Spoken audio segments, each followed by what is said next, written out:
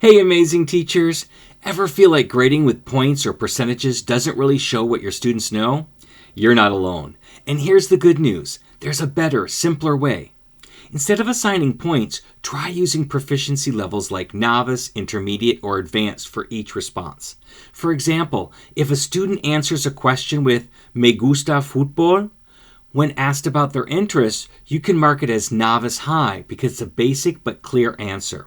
If another student uses a more complex sentence like "Me gusta jugar al fútbol porque es divertido," you might assign intermediate low since it includes a reason and more vocabulary.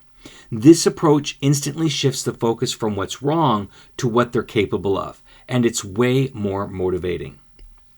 And here's an easy way to get started. Think about a common quiz question like, "What's your favorite food?"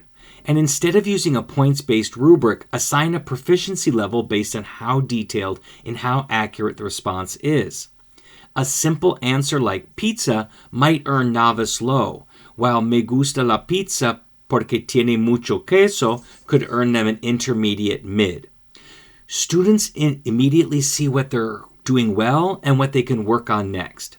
You could even share a quick proficiency scale with descriptors for your class so they understand the expectations. This way, your feedback becomes a learning tool, not just a grade. Ready to take this even further? If you want to completely transform how you assess and grade, our Assessment Academy has everything you need. With 10 powerful modules, you'll learn how to create proficiency-based assessments that inspire growth, not memorization. Whether you're new to this or just need a roadmap, this is the resource to help you succeed.